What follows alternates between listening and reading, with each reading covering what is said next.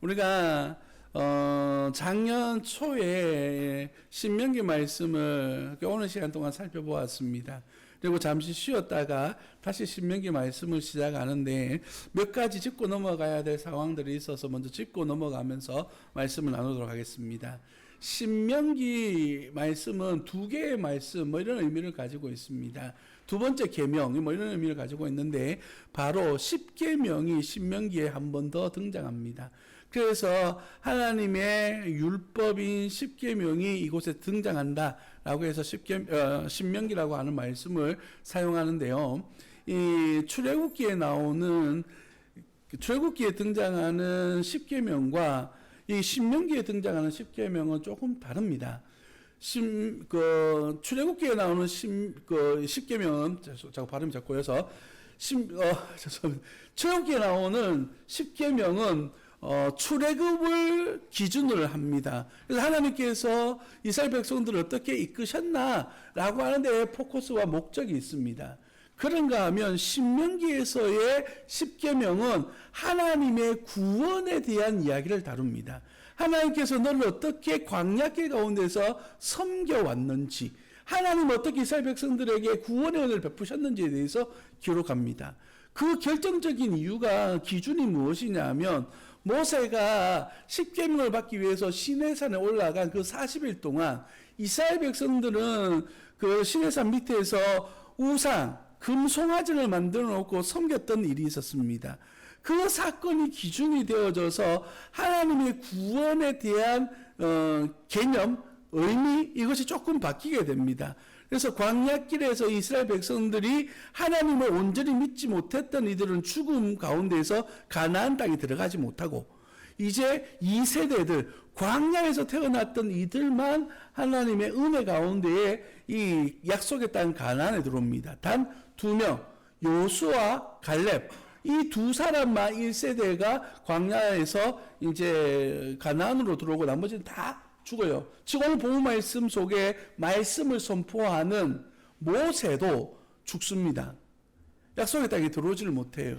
그래서 지금 이 신명기 말씀은 모세가 죽음 직전에 이제 가나안 땅 입구에 서서 가나안 땅에 들어가게 될 광야 2세대 자녀들에게 너희 아버지 어머니들이 어떻게 광야에서 죽었는지를 기억해라.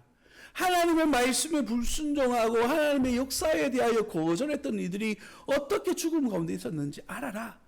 그리고 이제 너희가 약속의 땅 가나안에 들어가게 될 것이고 그곳에서 네가 살아야 될 삶의 가치와 기준이 무엇인지 알아야 된다. 그것이 무엇이라고요? 하나님의 말씀이다. 십계명이다.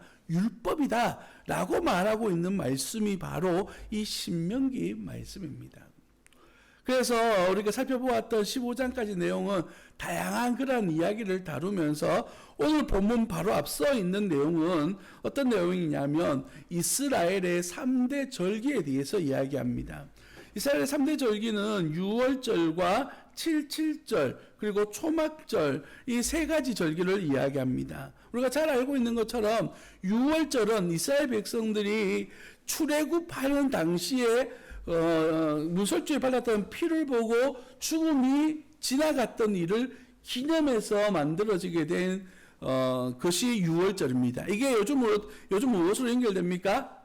예수 그리스도의 십자가 보혈의 피로 연결되어지고 우리가 지키고 있는 오순절, 성령 강림절과 연결되어집니다. 그래서 우리가 예수 그리스도 안에서 구원과 그 은혜를 누리는 삶에 대해서 이야기하는 것이죠. 두 번째는 칠칠절입니다.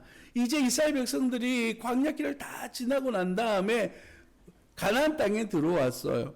그리고 그곳에서 하나님의 은혜로 말미암아 우리가 살게 되어졌습니다. 라고 하는 것. 이제 종에서부터 자유인으로 살게 되어졌습니다. 라고 하는 일을 기억해서 77절. 말 그대로입니다. 7 곱하기 7. 그래서 49일 동안 하나님의 은혜 가운데 거했던 쉽게 말하면 6월절이 지나고 난 다음에 7절절이 오는 거거든요. 그 하나님의 은혜가 있습니다라고 하는 고백입니다. 그리고 마지막 초막절은 광야에서부터 구원해 주신 하나님께서 우리가 씨를 심어서 거두게 하셨던 그래서 내가 가나안 땅에서 나온 소출을 먹게 되었음을 감사해서 드리는 감사절, 추수감사절과 같은 개념이 바로 초막절이라고 하는 의미입니다. 초막 속에 이제 저장하고 먹을 수 있다, 이런 의미라고 생각하면 좀 단순하게 이해할 수 있을 것 같아요. 그런데 이 이스라엘의 3대 절기가 다 무엇과 연결되어집니까? 바로 출애굽과 약속의 땅 가나안과 연결되어져요. 그래서 그 과정 속에서 하나님의 은혜와 하나님의 인도하심과 하나님의 사랑이 무엇인지를 깨닫게 하는데 목적이 있는 것이 이 3대 절기인 것이죠. 그리고 난 다음에 오늘 본문 말씀이 시작합니다. 그 절기를 지켜라 라고 그렇게 말하는데 17절 말씀을 한번 보실까요? 17절 말씀을 보시면 각 사람이 내 하나님 여호와께 주신 복을 따라 그 힘대로 드릴지니라. 이 말은 하나님 앞에 감사할 때에 그냥 말로만 감사하지 말고 하나님 앞에 내 정성을 들여서 감사해라. 신약적 말씀의 의미를 담자면 물질이 있는 곳에 네 마음이 있는 것이다 라고 하는 의미를 담아서 하나님 앞에 나올 때는 빈손으로 나오지 말라 라고 그렇게 말씀하시는 겁니다. 그래서 하나님 앞에 나아갈 때 마음과 정성을 다해서 나아가는데 18절이 시작되어집니다. 내 하나님 여호와께서 내게 주시는 각 성에서 내 지파를 따라 재판장들과 지도자들을 둘 것이요 그들은 공의로 백성을 재판할 것이니라 라고 그렇게 이야기합니다. 마치 문장의 흐름이 맞지 않는 것처럼 보여요. 하나님 앞에 은혜롭게 살아라, 하나님의 복 주심 가운데 살아라 라고 말했던 이스라엘 백성들에게 갑자기 뭐라고 이야기합니까? 제사장은 이런 사람을 뽑아야 된다라고 그렇게 이야기합니다. 여러분, 오늘 본문부터 시작해서 우리 몇 주간 살펴보게 될 내용은 재판장, 또한 제사장, 왕, 예언자, 선지자 이런 사람들에 대한 기록들에 대해서 살펴보게 될 것이에요. 어떤 의미에서 이 말씀을 살펴보고 본문 속에 이게 등장하느냐, 흐름이 이렇습니다. 이제 너희들이 들어가서 살게 될 땅, 전제는 뭐냐면 당연히 가나안 땅에 들어간다는 게 전제가 됩니다. 지금 아직 가나안 땅에 들어가지 않았거든요. 들어가서 너희가 살게 될 때에 조직을 하는데 재판장을 삼아라. 그죠? 그리고 난 다음에 뭐라고 이야기합니까? 각 성에서 지파를 따라 재판장들과 지도자들을 세워라. 재판장은 말씀 그대로 재판하는 사람이고, 지도자들은 우리가 알고 있는 지도자들을 이야기하는 것이 아니라 이 사람들은 재판장을 돕는 행정가들을 이야기합니다.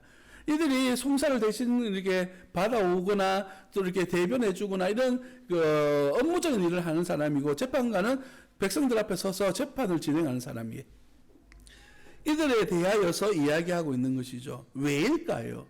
흐름상 이런 의미입니다. 너희가 하나님의 은혜를 누리고 살아가는데 그 누림 속에는 무엇이 포함되어야 되는 겁니까? 재판이나 이러한 송사라고 하는 부분들은 무엇을 위해 있는 거예요?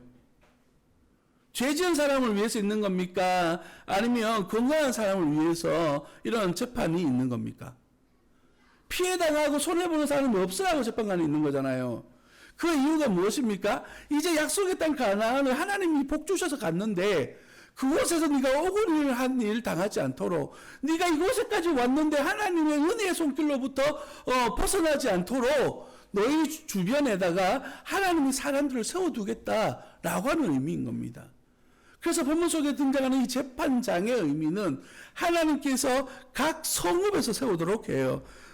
왜요? 멀리 있으면 나에게 도움이 안 되기 때문에 각 성, 바로 내 옆에서 내 어려움을 도와주고 내 이야기를 들어줄 사람을 세워놓는 겁니다. 이 말은 다시 말해서 하나님께서 그 은혜의 손길로 너희들을 붙드시고 인도하시겠다라고 하는 약속이 담겨져 있는 것입니다. 신명기 1장 13절 말씀을 보면 어떤 사람을 이 재판장으로 세웠느냐? 너희의 각 지파에서 지혜와 지식이 있는 인정받는 자들을 택하라. 내가 그들을 세워 너희 수령을 삼으리라 라고 말합니다. 사람들로부터 인정받는 사람인데 지식이 있고 또한 지혜가 있는 사람, 인정받는 사람을 세우도록 말합니다. 한 장 더 넘겨주시겠습니까? 넘겨주시면 출애굽기 18장 21절에서 사람을 어떻게 세우라 말씀하시냐면, 너는 또 온 백성 가운데서 능력 있는 사람들 곧 하나님을 두려워하며 진실하며 불의한 이익을 미워하는 자를 살펴서 백성 위에 세워 천부장과 백부장과 50부장과 10부장을 삼아라 라고 그렇게 말합니다. 이 재판장은 바로 10부장, 백부장, 천부장으로 연결되어지는 그런 사람들이었습니다. 이 조직은 결국에는 이스라엘 백성들 사사시대에 왕이 세워지기 전까지는 이분들이 군사적 역할과 행정적 역할을 다 감당했던 이들입니다. 그들에게는 능력이 있어야 되는데 그 능력은 누구의 능력입니까? 하나님이 주시는 능력을 소유하도록 이야기하고 있습니다. 오늘 본문 말씀 속에서 우리에게 강력하게 말씀하고자 하는 의미는 무엇이냐면 재판장, 하나님의 사람이라고 하는 존재들은 내 가치의 기준으로 살아가는 사람들이 아니라 누구의 가치로 살아가는 사람입니까? 하나님의 가치, 하나님의 말씀, 자막을 내려주십시오. 하나님의 은혜로 살아가는 사람을 이야기하는 거예요. 결국에는 이 재판장이 가지고 있는 삶의 목적은 뭐냐면 하나님의 사람들 사이에 살면서 하나님의 공의와 하나님의 정의가 이루어지도록 그 삶을 실천하는 사람들을 이야기하는 겁니다. 결국엔 그 목적은 하나님의 은혜 안에 거하는 하나님의 백성들의 삶을 살도록 주시는 은혜라고 말할 수가 있는 것이죠. 여러분, 이것이 이 신약 시대로 내려오게 되면 어떻게 적용되어질까요? 교회가 존재하는 목적과도 같습니다. 여러분을 위해서 재판장으로 세워지거나 여러분을 재판할 수 있는 권한은 없습니다. 그러나 교회가 지역 주변 가운데 세워지게 되는 이유는 가까이 있는 주의 성도들에게 하나님의 말씀과 하나님의 은혜와 하나님이 원하시는 삶을 살도록 그들에게 하나님의 말씀을 선포하고 가르치고 경험할 수 있도록 교회가 세워져 있는 겁니다. 그래서 어린 다음 세대 자녀들에게는 가르침을 통해서, 그리고 우리 성인 성도님들은 정말 그렇게 살고 있나라고 하는 삶의 질문들을 통해서 교회는 여러분의 삶을 돌아보도록 존재하고 있는 것이죠. 그래서 우리 성도된 입장에서 교회를 선택하는 것은 그렇게 중요한 모습이 있습니다. 우리 주변에 얼마나 많은 이단 세력들과 얼마나 이 목적의식이 불분명한 하나님의 일보다는 교회가 마치 사업장처럼 운영되어져서 사람 모으는 데 목적, 그래서 이벤트 많이 하고 뭔가 많이 나누어줘서 사람들 북적북적 모으는 데 목적을 가지고 가는 교회들도 있어요. 주일날 들려지는 말씀과 메시지들을 들어보면 이게 왜 교회에서 말씀하시는 것이지? 라고 들릴 정도로. 그래서 어떤 분이 주일날 교회에서 설교되는 내용을 딱 들고 가서 예수님, 십자가, 성령님만 빼고 저기 어떤 모임에서 그대로 읽어줬답니다. 그 사람들이 다 은혜 받더래요. 우리가 말하는 은혜를 이야기하는 것이 아니라 감동을 받더랍니다. 교회에서 선포되어진 주의 말씀은 은혜, 그러니까 하나님의 역사가 나타나도록 해야 되는 것인데, 그러니까 교훈적인 이야기, 사람들의 어떤 기분을 좋게 하는 이야기들이 가득하니까 결국에는 그 목적의식이 흐려지게 되는 거지. 그래서 우리는 교회를 중요하게 생각해야 되는 것이고, 교회의 목적을 잃지 않도록 우리는 함께 기도해 나아가야 되는 것입니다. 그러면서 하나님께서 재판장으로 세운 이들에게 어떻게 살도록 요구하고 있습니까? 다 같이 19절 말씀을 다 같이 읽어보도록 하겠습니다. 19절입니다. 너는 재판을 굽게 하지 말며 사람을 외모로 보지 말며 또 뇌물을 받지 말라. 뇌물은 지혜자의 눈을 어둡게 하고 어인의 말을 굽게 하느니라. 아멘. 세 가지 이야기를 합니다. 첫 번째, 재판을 굽게 해서는 안 된다. 사실 그 어떤 의미입니까? 네 마음대로 재판하지 말라라고 하는 겁니다. 두 번째는요, 얼굴을 보지 말래요. 말이 표현상 얼굴을 보지 마라 이 말은 뭡니까? 이 표현은 그가 가지고 있는 재물이나 그가 가지고 있는 세상적 지위나 그 사람이 가지고 있는 영향력을 보지 말라라고 하는 거예요. 그래서 가난한 사람들에 대해서는 뭐 재판 다음에 와 돈 많은 사람에게는 그 사람에게 유리한 쪽으로 이렇게 하지 말라라고 하는 겁니다. 세 번째는 뭡니까? 뇌물을 받지 말라라고 그렇게 말합니다. 뇌물이라고 하는 단어는 선물이라고 하는 뜻이에요. 그 선물이 재판관의 마음을 움직일 수 있다면 결코 받아서는 안 될 것이다 라고 말하는 겁니다. 그러면서 우리에게 중요한 말씀 20절 말씀이 나옵니다. 너는 마땅히 공의만을 따르라. 그리하면 네가 살겠고 내 하나님 여호와께서 내게 주시는 땅을 차지하리라 라고 그렇게 말씀하셔요. 여러분, 이것이 오늘 말씀의 핵심이에요. 너는 마땅히 공의만을 행하라. 공의를 따른다는 것은 하나님 안에서의 어떤 질서를 이루며 살아가라 라고 하는 것을 의미합니다. 내 뜻, 내 마음, 내 경험대로 살아가는 것이 아니라 무엇으로요?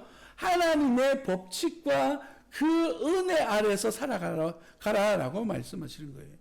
여러분, 이 말씀은 오늘 저와 여러분들에게 내가 이 땅을 살아가고 있는 가치의 기준을 이야기하는 겁니다. 그래서 내가 주님이라면 어떻게 하실까? 내가 판단하는 기준 속에 주님의 은혜는 무엇인가? 내가 지금 행동하고 있는, 내가 살고 있는 삶의 현장들 속에 하나님의 은혜의 인도하심은 무엇인가? 질문하면서 우리는 가야만 되는 겁니다. 그 이유는 첫 번째 무엇 때문에요? 그것이 살아가는 방법이기 때문이다 라고 그렇게 이야기해요. 그러면 네가 살겠고 라고 말하죠. 두 번째요, 내게 주시는 땅을 차지하기 때문이다 라고 말합니다. 이 말의 의미는요, 네가 살게 될 약속의 땅에서 네가 누리고 사는 것, 하나님의 정의를 실천하는 것이다 라고 말하는 거예요. 사랑하는 성도 여러분, 이스라엘 백성들의 출애굽은요, 약속의 땅 가나안 향해 가는 것을 목적으로 하지 않습니다. 가나안 땅에 가서 그곳에 살며 누리는 것을 목적으로 하는 거예요. 가는 과정에서 진 다 빠져가지고 넘어지고 상처받는 것이 아니라 그 목적을 향해서 우리는 달려나가야 되는 겁니다. 무슨 말입니까? 우리가 신앙생활하는 목적지가 어디예요? 지금 여기입니까? 아닙니다. 하나님 나라잖아요. 하나님께서 내게 칭찬하실 그 나라를 바라보면서 가는 겁니다. 근데 우리는 지치는 거예요. 우리는 상합니다. 그래서 하나님 이곳에서 포기하려고, 이곳에서 주저앉아 버리고, 그런 분들이 얼마나 많은지 모릅니다. 전도를 해보면 예전엔 교회 다녔는데, 예전에 열심히 교회 다녔는데 이런 말들을 하더라고요. 한 2주 전에 오랜만에 예전에 가르쳤던 친구들이 기억이 나서 한 4명의 친구들에게 전화를 돌렸습니다. 당시에 청년부 임원들을 했던 친구들이에요. 전화를 했는데 죄송하지만 한 명만 지금 현재 교회를 다니고 있고 나머지 3명은 교회를 다 안 다니더라고요. 이유들이 다 있습니다. 처음에는 교회에서 상처를 받았고, 또 다른 멀어서 가까운 교회 갔는데 적응이 잘 안 됐고, 어떤 친구는 이사를 갔는데 제주도 가 있더라고요. 그래서 주변에 다시 교회 간다는 게 쉽지가 않다라는 그런 얘기까지 들었습니다. 여러분, 참 안타까운 것이 어떤 계기가 다가오든지 간에 그런 어떤 자극이 오면 그곳에서 주저앉아 버리는 이들이 많아요. 우리의 싸움과 우리의 목적지는 여기가 아니다 라고 하는 사실을 기억하시며 함께 끝까지 달려나가는 하나님의 사람들이 되시기를 예수님 이름으로 축복합니다. 그러면서 다시 21절과 22절 말씀이 나옵니다. 자, 21절 말씀을 보겠습니다. 내 하나님 여호와를 위하여 쌓은 제단 곁에 어떤 나무로든지 아세라 상을 세우지 말며 라고 그렇게 말합니다. 여러분, 이게 왜 오늘 이제 말씀의 흐름이 다 이렇게 좀 생뚱맞습니다. 하나님 앞에 제물 드리는 3대 절기를 이야기하다가 갑자기 재판장 이야기하고, 갑자기 재판장 이야기하다 말고 우상 숭배하지 마라, 성전에 우상을 두지 마라 라는 말씀으로 이어져요. 그런데 우리가 가나안 땅에서 산다라고 하는 목적으로 보면 다 연결되어집니다. 가나안 땅에 살 때 하나님이 나를 이끌어주신 은혜에 감사하는 마음으로 예물을 드리고 그 절기들을 지켜라. 그리고 내가 가나안 땅에 살면서 하나님의 공의와 하나님의 법칙 안에 살겠습니다 라고 하는 약속으로 재판장을 세워라 라고 함께 그곳에서 살아가는 것은 무엇하며 살아가는 겁니까? 하나님을 바라보면서 예배하는 삶을 사는 거예요. 그럼 하나님을 예배하는 예배 공동체는 우리로 말하는 지금의 교회는 성전과 같은 곳입니다. 성전에는 하나님을 예배하는 것 외에 무엇을 두지 말라고요? 아세라상을 세우지 마라 라고 말해요. 아세라상은 어떤 상이냐면 나무로 만든 우상인데요. 아세라 신은 좀 복잡합니다. 모든 신들의 어머니 신이에요. 그리고 바알 신의 남편이기도 합니다. 그러니까 아세라의 아들이기도 하고 남편이기도 한 거죠. 바알 신이. 그래서 바알과 아세라 신이 항상 같이 있습니다. 여기서 말해서 아세라 신을 세우지 말라는 것은 하나님을 예배하는 처소에 아세라 상도 있고 바알 상도 있는 걸 이야기하는 거예요. 이게 상식적으로는 말이 안 되는 얘기겠지만 실제로 이런 사건이 일어납니다. 열왕기 하 21장 7절 말씀요. 또 자기가 만든 아로색인 아세라 목상을 성전에 세우니라. 므낫세라고 하는 이스라엘의 왕이 하나님의 성전 안에다 아세라상을 세우는 사건이 일어나요. 결국엔 그 나라가 멸망당하게 되죠. 자, 결과는 뭐 이야기하고 싶은 것이 아니라 이것을 세우는 목적에 대해서 이야기하고 싶어요. 무엇 때문에 우상을 세우고 우상을 가까이 합니까? 22절의 말씀에 보면 이렇게 이야기해요. 자기를 위하여 주상을 세우지 말라. 우상을 세우지 말라. 이 모든 우상의 목적은 무엇입니까? 나를 위한 것이에요. 앞에 우리 신명기 말씀 속에서 우상이 등장하는 모든 본문 속에 포함되어져 있는 다른 건 뭐냐면 자기를 위한 우상입니다. 나를 위한 우상. 여러분, 이 말씀의 원어적 의미를 따져보자면 여호와를 섬기는 마음에 아세라를 두는 것을 금한다, 이런 뜻입니다. 하나님을 섬기는 일에 우상과 같은 다른 생각들을 두는 것을 이야기하는 것이에요. 하나님을 섬기고 하나님의 나라를 살아가는 데 있어서 하나님이 아닌 것들로 채워져서 하나님의 영광이 가려지고 하나님의 이름이 거룩함을 받지 못하는 이런 삶을 이야기하는 겁니다. 예수님의 가르침 속에는 무엇입니까? 세상과 하나님을 버타여 사귀지 마라 라고 말하는 것입니다. 그런데 우리는 그런 마음들이 많이 있는 것 같아요. 어떨 때는 열심히 신앙생활을 하는데 어떨 때는 신앙보다 더 중요한 것이 있는 것처럼 그렇게 생활할 때가 많아요. 오죽하면 우리나라는 좀 덜합니다만은 저기 우상숭배가 많은 가까운 일본이나 같은 나라들 가면 이게 산당이라든지 이런 곳에 알지 못하는 신을 위한 제사 드리는 곳들이 있답니다. 혹시나 내가 모르는 신들 가운데에 그 신이 기분 나빠서 나에게 저주를 내릴까 싶어서 모르는 신들에게도 제사를 하는 거예요. 그런데 그 사람들 생각 속에는 그런 많은 신들 중에 하나가 예수님이 포함되는 겁니다. 우리가 믿는 예수님, 우리가 절대자로서의 예수님을, 유일하신 하나님으로서 예수님을 의미하는 것이 아니라 그들은 모든 많은 신들 가운데 하나의 신이신 예수님, 가장 강력한 신 중에 하나인, 이렇게 이해하고 받아들이고 살아가는 이들이 너무 많다는 거예요. 그래서 많은 이들 가운데에